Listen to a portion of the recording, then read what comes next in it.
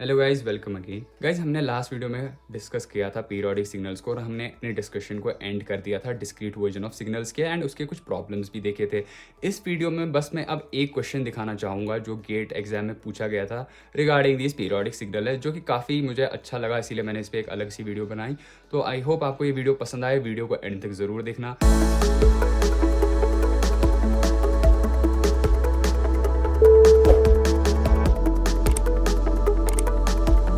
तो गाइज, यहाँ पे क्वेश्चन को देखते हैं। मैंने क्वेश्चन को पूरे डिटेल में नहीं लिखा है, बस जो उसका की पार्ट है उसी को यहाँ पे एक्सप्लेन किया है। देखो, उसमें ऐसा लिखा है given x of T is a signal which has this this. हमें उतनी अंग्रेजी की ज़रूरत नहीं है, हम उसके मेन पॉइंट्स को मैंने यहाँ पे लिखा है क्वेश्चन के। तो क्वेश्चन बता रहा है एक्स ऑफ टी है, वो एक पीरियोडिक सिग्नल है, उसका पीरियड दिया हुआ है कैपिटल टी, ठीक है। तो ये की पॉइंट रहा मेरा कि ये सिग्नल पीरियोडिक है, इसका पीरियड है टी। फिर क्वेश्चन क्या था, इसी एक्स ऑफ टी को मैंने सैम्पलिंग किया हुआ है, इसके मैंने सैम्पल्स कलेक्ट किए हैं after every sampling interval of T S, यानी कि हर T S sampling interval T S second के बाद से, मान लो टी एस सेकेंड अगर टी एस 1 हो तो आफ्टर एवरी 1 सेकेंड मैंने इसके सैम्पल्स कलेक्ट किए हैं। तो यहाँ पे टी एस है जनरली। सो कहता है which of the following case, इन चार ऑप्शन में से ये जो सैम्पल्ड सिग्नल अब बनेगा मेरा जब मैं सैम्पलिंग करूंगा इस एक्स ऑफ टी को टी एस टाइम पीरियड से, तो क्या वो पीरियोडिक होगा, और अगर होगा तो कंडीशन क्या होगी इस टी एंड टी एस के बीच में, क्या रूट टू टी एस होना चाहिए 1.2, या हमेशा ही पीरियोडिक होगा या कभी नहीं पीरियोडिक होगा। तो इसी क्वेश्चन को हमें सॉल्व करना है।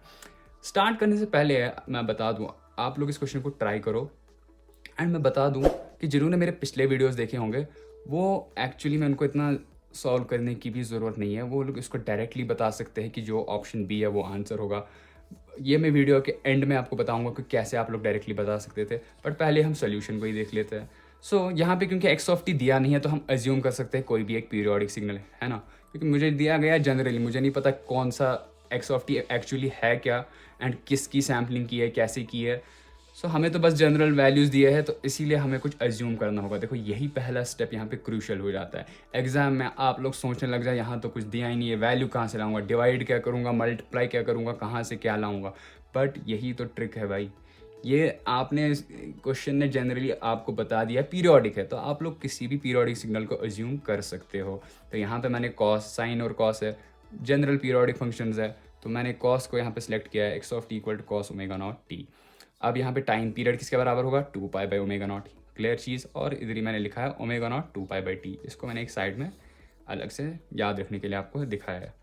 नाउ मुझे इसी सिग्नल की सैम्पलिंग करनी है, ठीक है। इस टाइम को N T S, that mean sampling period, because T S है, दैट मीन्स एन इज 1 2 3, तो 1 T S 2 T S 3 T S, after every N T S मुझे एक सैम्पल कलेक्ट करना है। सो टी को रिप्लेस कर देंगे एन टी एस। ये चीज़ को भी मैंने क्लियर कर दिया था अपने लास्ट वीडियोज़ में, कैसे हम लोग सैम्पलिंग करते हैं। अगर किसी को इसमें दिक्कत आ रही है तो वो लास्ट वीडियोज़ को चेकआउट करना, ऊपर आई बटन पर क्लिक करके, ठीक है। यहाँ पे जब मैं टी को एन टी एस से रिप्लेस करूँगा तो cos omega naught T goes to N T S, ठीक है। So cos omega naught T S और N, omega naught T S को साथ रख दिया एन, ठीक है। अब ये मेरा नया फ्रीक्वेंसी है ओमेगा नॉट डैश, ठीक है, क्योंकि कॉस जो मैंने कहा था जो भी एन के मल्टीपल में होता है वो हमारा ओमेगा होता है। सो एन के मल्टीपल में जो होता है वो ओमेगा होता है, यहाँ क्या मल्टीपल में है, omega naught T S. So my new frequency is now omega naught dash which is omega naught T S. And according to formula जो हमने ड्राइव किया था, ओमेगा नॉट बाई 2 पाई होना चाहिए एम बाई एन के बराबर, ठीक है। जो भी फ्रीक्वेंसी है उसको डिवाइड बाई 2 पाई करने पे वो एम बाई एन का रेशियो होना चाहिए। तो यहाँ पे कितनी फ्रीक्वेंसी है, omega naught T S divided by 2 pi is equal to M by N. अब देखो यहाँ पे ओमेगा नॉट कितना है पर 2 पाई, ठीक है, क्योंकि मुझे जो एट लास्ट मुझे सिर्फ टी और टी एस का रिलेशन चाहिए ना, तो मुझे ओमेगा नॉट तो नहीं चाहिए, इसीलिए मैंने उसको ओमेगा नॉट को टी में कन्वर्ट कर दिया, कैसे, 2 पाई बाई टी से। तो मैं 2 pi by T into T S divide by 2 pi cancel होगा, T S by T M by N होगा। अब यहाँ पे ब्रेक थ्रू स्टेप है।